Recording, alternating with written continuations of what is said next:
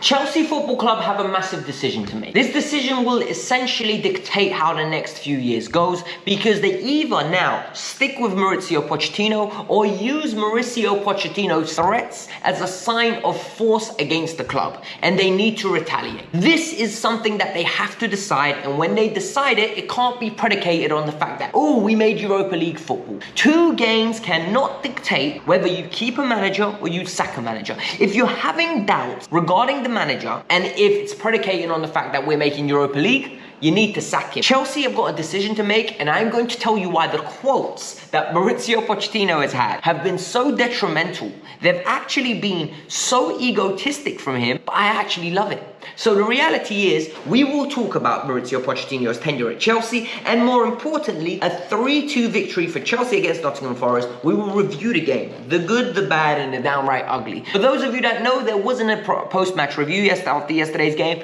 I'm in Madeira. I'm having a holiday. I think I've deserved one, but you will get the content still coming. It's just gonna come at various different times. So for those of you that still rely on my content and enjoy watching it, do me a favor, hit the like button. Those of you that are new, trust me, you get off-the-cuff analysis, and more importantly, you get honest analysis here. So subscribe ahead. But let's talk about this. Let's be open, let's be honest, let's be transparent, and be realistic with what's happened in the last 48 hours. Because Chelsea have got a victory. It wasn't convincing, but it was promising in some areas. But it looks like the manager could be walking out. Let's get into it. So in pre-match press conference, Mauricio Pochettino essentially just got his guard up. I think Maurizio has had enough. What I think Maurizio has really had enough of is, it looks like he's been segregated away from decision makers in the club. Not only within the club, where they're making decisions without him, but he's been segregated by the media, and it's almost his fault that Chelsea aren't getting top 4. And he doesn't want to take all the blame or even any of the blame. Because he said, look, whether I continue in this role, it doesn't only depend on them, it depends on me as well. I've got a decision to make whether I want this role. That is a massive statement to say publicly. Guys, you need to remember, he is employed by Chelsea Football Club. He still has a year left, and he's attributed that. He said, I've got a year left on my contract. I'm going to do whatever I can. However, the end of season review is going to be very important, and I can't disagree with him. But I also think Mauricio Pochettino is heavily overplayed this. And now let me explain that to you, because I don't think Mauricio Pochettino understands where he stands in the footballing world.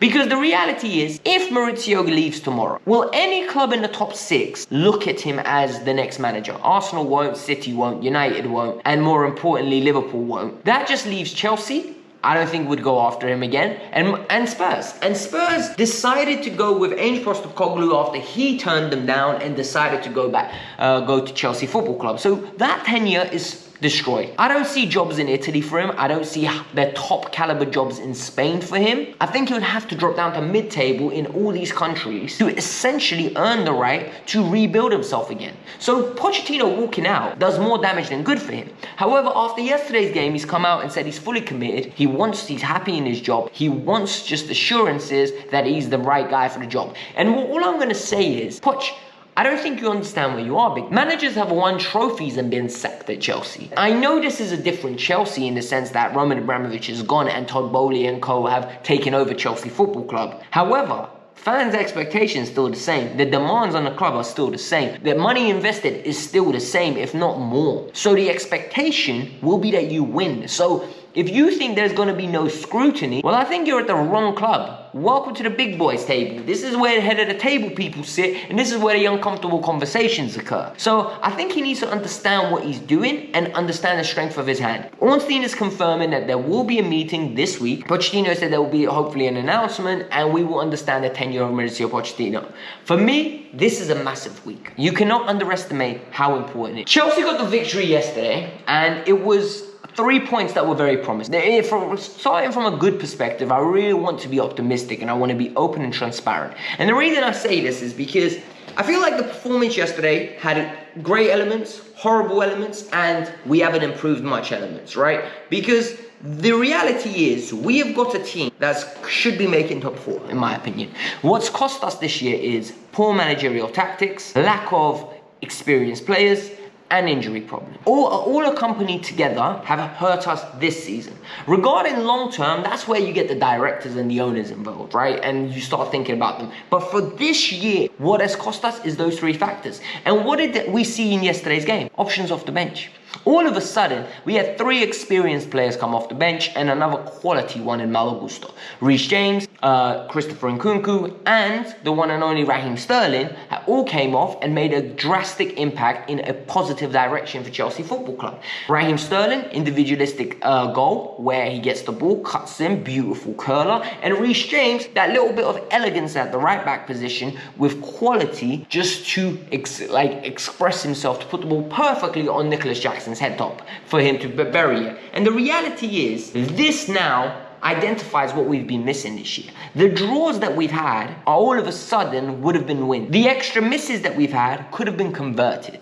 So this is where we have to be open and honest that have we underachieved this year? I think we have, because the talent is there. It's evident. It's not been available, and that's frustrating.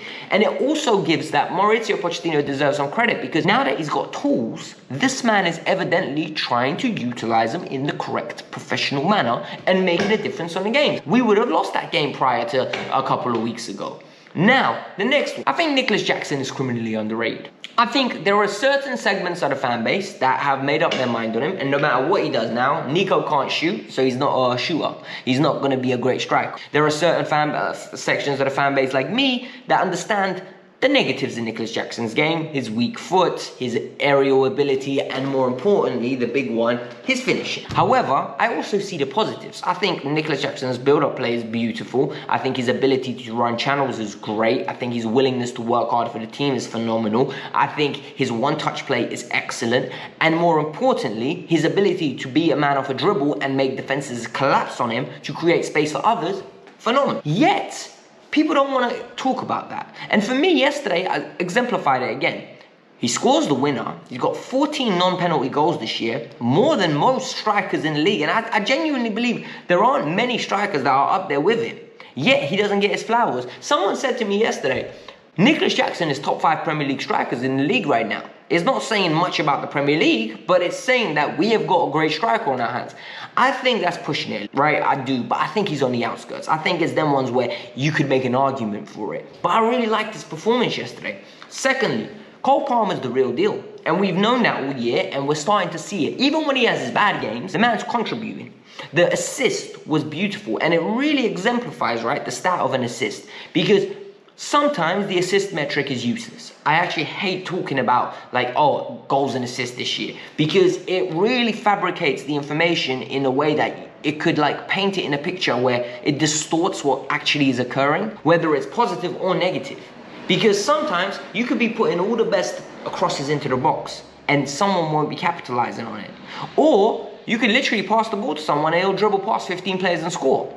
It is ridiculous, right? That stat is so essential for some people's analysis. But the pass yesterday that he did was absolutely beautiful for Mykhailo Mudryk. And Mudryk looked a lot more confident in the sense of how he took it. He finished it with vim. He took it. For me, what the best way to describe that goal was, it looked like something you'd see on Chelsea Football Club's YouTube channel.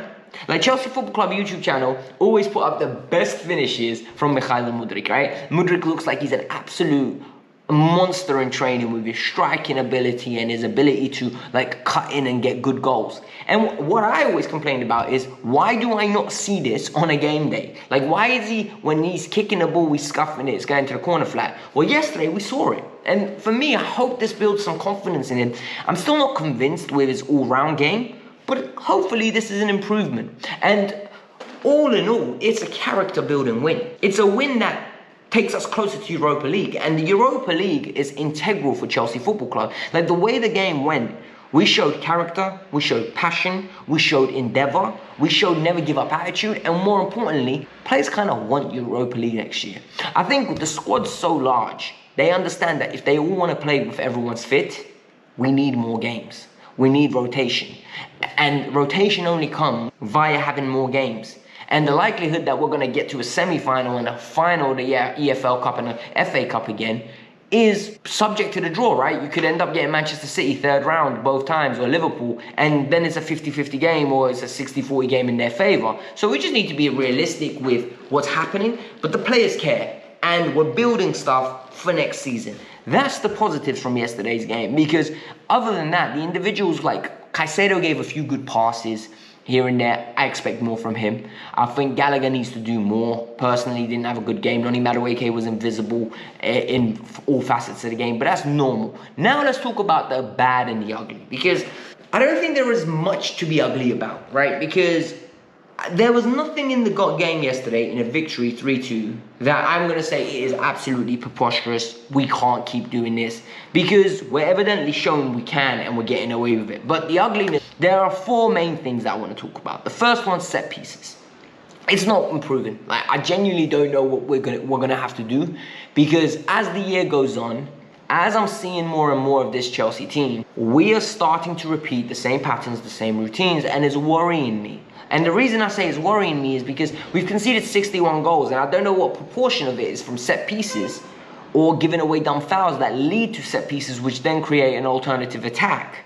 But we are conceding a lot. The eye test is telling me this. Every time we concede a corner, it's telling me this. Every time we have a corner, we aren't set up structurally to combat a counter-attack. It's almost as if we need to score from this, but there's no mindset that's saying, hold on, brother.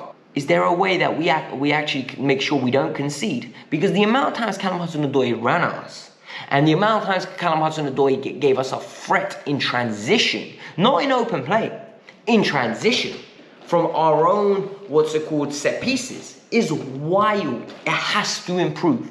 The second one, and the biggest one of all, we are not a good football team.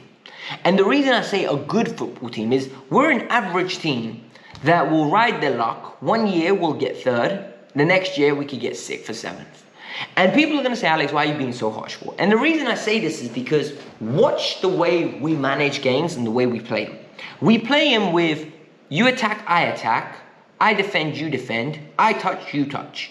And that, for me, isn't how good teams play. I understand you need to earn the right to play. First 10 minutes, you need to be physically imposing. You almost need to get the ball, control it, and take the crowd out the game. We don't do that. What we do is play I attack, you attack. So then, Foresters fans get behind them. They're enjoying what they're watching. They aren't getting stressed because they're seeing the ball. Their players are building in confidence and saying, hold on, we can go toe-to-toe with these lot. They ain't that good. And that causes so many problems. That isn't building for the future. A lot of you are going to say, look, results have been good, and they have been good. We can't deny, right? The last 17 games, we have picked up an awful lot of wins. I think we've picked up 8 or 9 wins in 17 games. And sadly, that is a massive improvement on the start of the season because of how preposterous it was. And that's our new level right now, right? So 10 out of 17 wins would be great if we finish it. However, you're not building anything because on another day, you lose. We give away far too many chances. We give away far too many shots on our goal. And more importantly, the most important one of all, we exert too much energy. Like, we absolutely shatter our players to the point where we have to start all over again with like substitutions, and it just doesn't work. Everything we do is rushed. There's lack of thought process, a lack of control, a lack of identity. Pochettino wants us to be one thing, but the players are trying to do another. I don't know how this is fixed, other than Poch leaves and we get a new coach, or we just stick with him and try to ride out our luck and somehow get top 4 next year and then he moves on, which I highly doubt will happen, by the way, if he gets top 4. Then, another thing that I didn't like the way we dealt with individual mistakes. Petro's not coming for crosses. Players aren't closing down players and giving them time to shoot. It's little things that players need to take accountability for rather than Mauricio Pochettino. I know I am a firm component of structure, right? I always say what he's asking them to do is unrealistic. I think what he's been asking them to do recently has been a bit more realistic, and some players just aren't meeting the needed requirement to be a Chelsea Football Club player. And I think we need to level up. Yesterday, we had no control. Cucurella was ineffective. I thought the back three, Badiashile looked absolutely pants yesterday. People are going to say, oh, Alex, he grew into the game. He looked better as it went on.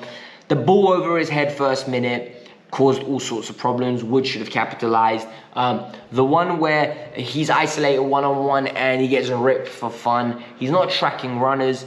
He just looks like a player that is fragile in confidence, and it really epitomizes, and this is the final point, what this team is. Badiashile will go from a 9 out of 10 performance to a 6 out of 10.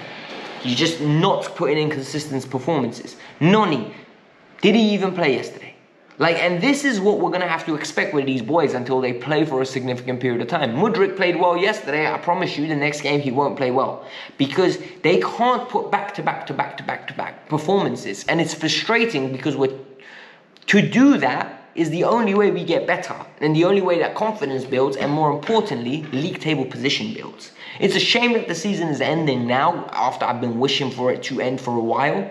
However, we've got Brighton and then Bournemouth at home. We need to win those games. We win those games, then it doesn't matter whether Newcastle did their jobs or not, because we can't dictate whether we sack a manager on the precedent of Newcastle dropping points. I'm sorry, it's not right. You can't run an organization like that. All I'm going to say is hit the like button, subscribe to the channel. I hope you lot enjoyed it. And more importantly, let me know your thoughts on yesterday's win. Peace out, I'm out. Have a lovely day.